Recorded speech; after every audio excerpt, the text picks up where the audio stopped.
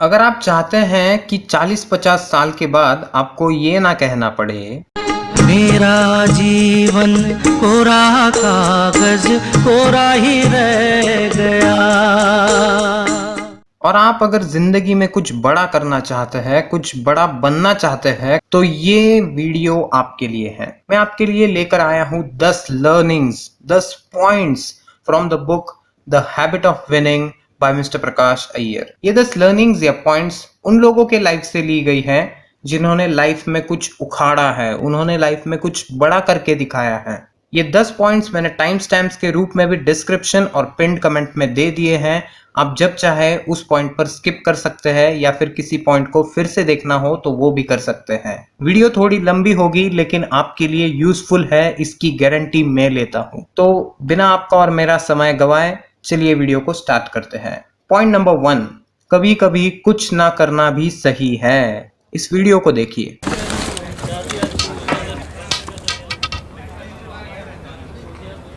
बेटा, मेरी छड़ी उठा दोगे? जी माँ जी। Thank you.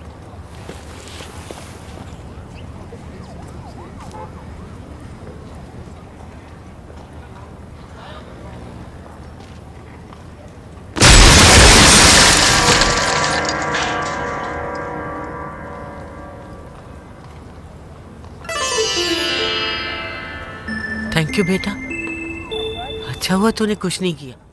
आपको पता है कि फुटबॉल में अगर एक गोलकीपर पेनल्टी के वक्त सेंटर में खड़ा रहता है, सिर्फ सेंटर में खड़ा रहता है, तो उसके चांसेस ज्यादा हो जाते हैं उस गोल को रोकने के, उस गोल को होने से रोकने के। लेकिन फिर भी वो लेफ्ट या राइट में डाइव लगा देता है ये सोचकर कि अगर मैं सिर्फ खड़ा रहूंगा और गोल अगर हो जाता है तो लोग क्या कहेंगे, लोग सोचेंगे कि इसने ट्राई भी नहीं किया। लेकिन दूसरे सिनेरियो में जहां पर उसको पता है कि इतनी स्पीड से बॉल आ रही है, मैं इसे नहीं रोक सकता, लेकिन उसने बस डाइव लगा दी, तो कम से कम लोग ये तो बोलेंगे कि यार भाई इसने ट्राई तो किया।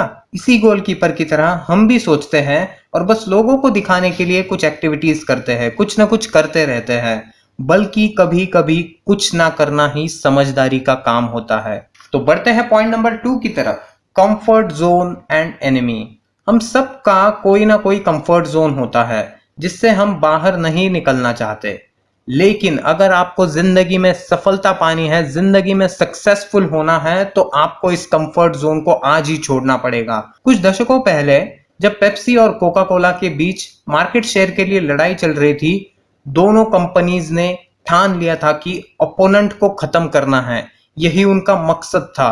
उन्होंने एक दूसरे के साथ लगभग जंग तय कर ली थी। वो एक दूसरे को खत्म करने के लिए मैदान में उतर पड़े थे। लेकिन कोका कोला को असली ग्रोथ तब मिलने लगी जब उन्होंने पेप्सी को अपना एनिमी समझकर स्ट्रेटजीज बनाई, बड़े बड़े प्रोजेक्ट्स लिए, तब उनको सफलता मिलने लगी। कोका कोला के हेडक्वार्टर्स में हमेशा ये बात रहती थी कि अगर पेप्सी ब्रांड नहीं भी होता तो भी हम खुद से एक एनिमी बनाते और उसको हरा देते, क्योंकि अगर हमें ग्रो करना है तो हमें एक ओपोनेंट की जरूरत है, एक एनिमी की जरूरत है। ऐसे ही हमारे साथ होता है, जब तक हमारा कोई ओपोनेंट नहीं होता तब तक हम कंफर्ट जोन को नहीं छोड़ते, तब तक हम कंफर्ट जोन से बाहर नहीं निकलते। अगर एनिमी आपका नहीं है तो आज ही नया एनिमी बनाइए, आपके कल की परफॉर्मेंस को अपना एनिमी बनाइए और आज कल से बेहतर परफॉर्म करके उस एनिमी को भी हरा दीजिए।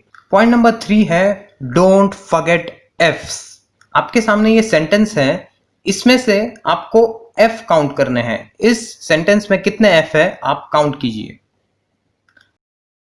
तो आपने कितने काउंट किए? 3, 4 या 5? अगर आपने 6 काउंट किए तो कॉन्ग्रेचुलेशंस। अगर आप नहीं कर पाए तो ये रहे हाईलाइटेड एफ्स। ये टेस्ट हजारों लाखों लोगों पर किया गया है और उसमें से 5 से 10% लोग ही इसमें पास हो पाते हैं। 5 से 10% लोग सिर्फ 6 एफ्स को काउंट कर पाते हैं। हम इसे इसलिए काउंट नहीं कर पाते क्योंकि हमारी पढ़ने की स्पीड बढ़ गई है, हमारे पढ़ने की स्पीड फास्ट हो चुकी है, बिल्कुल हमारी लाइफ की तरह। हम कई सारे एफ्स जैसे कि friends, family, faith and fun, इन एफ्स को भूल जाते हैं हमारी लाइफ में, हम इनको इग्नोर करने लगते हैं। इसलिए हमेशा जिंदगी में याद रखिए कि आप कितने भी बड़े हो जाएं, लेकिन इन एफ्स को हमेशा याद रखिए, इन एफ्स को इग्नोर मत कीजिए। ये एफ्स हमारी नींव रखते हैं, ये एफ्स हमारी जिंदगी में सबसे इंपॉर्टेंट पार्ट भी प्ले करते हैं। Point number 4, handling pressure. तो जब भी कभी हम प्रेशर में होते हैं तो हम हमेशा जाने अनजाने में नेगेटिव सोचते हैं। एग्जाम्पल, हमें कोई असाइनमेंट दिया गया है और उसे हमें 6 घंटे के अंदर कंप्लीट करना है, लेकिन हमारे मन में हमेशा ये आता है कि अगर ये 6 घंटे के अंदर मैं नहीं कर पाया तो क्या होगा, ये हो जाएगा, वो हो जाएगा, ये सारी चीजें हम सोचने लगते हैं। लेकिन उस वक्त हमारा माइंडसेट बिल्कुल क्लियर होना चाहिए। हमारे मन में हमेशा एक ही चीज होनी चाहिए कि यार मेरे पास 6 घंटे हैं और इन 6 घंटों के अंदर मुझे इस असाइनमेंट को अच्छी तरीके से कंप्लीट करना है। हम क्या करते हैं, हजार चीजें सोचने लगते हैं, ये नहीं हुआ तो क्या होगा, इसके बाद ये होगा, वो होगा। ये सारी चीजों में हम हमारा आधा टाइम तो वेस्ट ही कर देते हैं। हमेशा याद रखिए, जो भी काम आपको मिला है उसको पूरे मेहनत और लगन से कीजिए और हमेशा ये सोचिए कि ये हम आराम से कर लेंगे। Point number 5, value of 100 rupees. Now imagine a scenario कि आपको एक घड़ी लेनी है और आपका बजट है 800 रुपीज का। आप शॉप में गए और आपने बहुत सर्च किया और आपको आखिरकार एक बढ़िया सी वॉच मिल गई जिसकी कीमत है 799, यानी कि आपके बजट के अंदर है। इतने में आपका एक दोस्त वहां पर आ जाता है और आपसे कहता है कि यार सामने वाली दुकान में यही घड़ी 699 में मिल रही है। तो अब आप क्या करोगे? वही जो हर इंसान करेगा, सामने वाली शॉप में जाएंगे और वहां से घड़ी खरीद कर 100 रुपए बचा लेंगे। अभी आप एक और सिनेरियो इमेजिन कीजिए, इसमें आपको एक टीवी खरीदना है और आपका बजट है 1 लाख रुपए का। आप शॉप में गए और आपको फीचर्स वगैरह आपने सब कुछ चेक किया और वहां पर एक टीवी सिलेक्ट कर लिया विद द प्राइस 99,599। फिर से आपका एक फ्रेंड आ जाता है और आपसे कहता है कि यार मैंने सामने वाली दुकान में ऐसा ही टीवी देखा है जो कि 99,499 का है।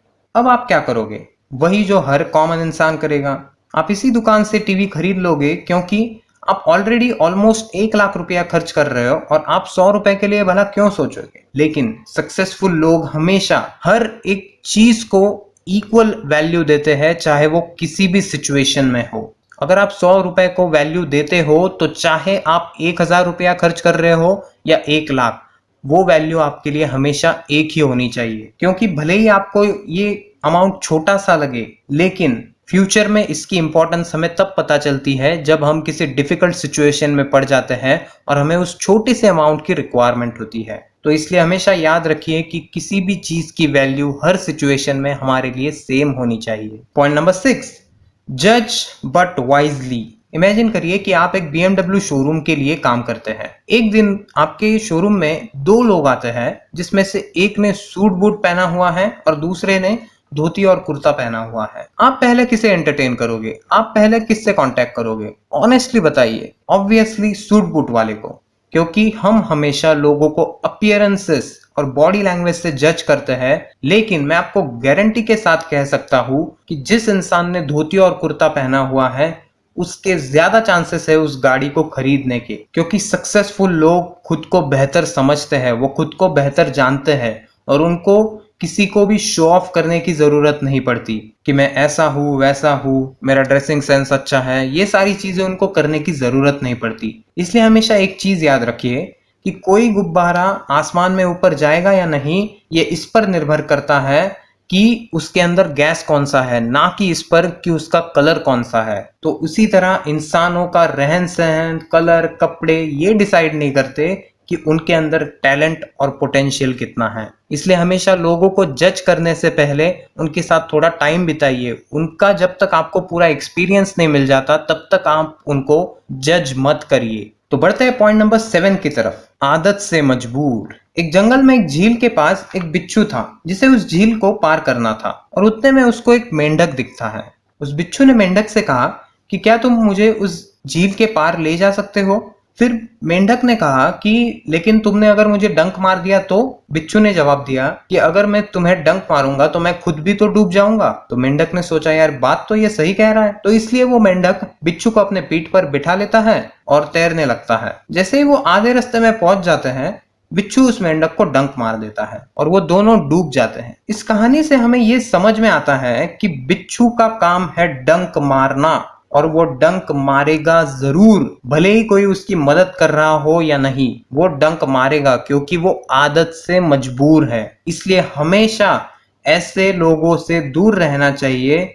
जो हमारे जीवन में बिच्छू का किरदार निभा रहे हैं। पॉइंट नंबर 8, मुश्किल वर्क सबसे फर्स्ट। हम ज्यादातर बार सोचते हैं कि आसान काम पहले निपटाना चाहिए ताकि मुश्किल काम के लिए हमारे पास समय बचे, लेकिन बड़े बड़े लीडर्स, सक्सेसफुल एंटरप्रेन्योर्स में एक चीज कॉमन होती है, वो अपना सबसे मुश्किल काम सबसे पहले करते हैं। ये आदत आपको भी आज से लगानी चाहिए। ये आदत आपको जिंदगी में बहुत मदद करेगी। अपने दिन में जो भी सबसे टफ काम है, जो सबसे डिफिकल्ट टास्क है, उसको सबसे पहले कर लो ताकि आपको आगे समय मिले आसान काम को निपटाने के लिए। सो पॉइंट नंबर 9 है, फर्क तो पड़ता है। आज स्वच्छ भारत अभियान को शुरू किए 5 साल से ज्यादा का वक्त हो चुका है, लेकिन भारत का ज्यादातर हिस्सा अब भी कचरे में है।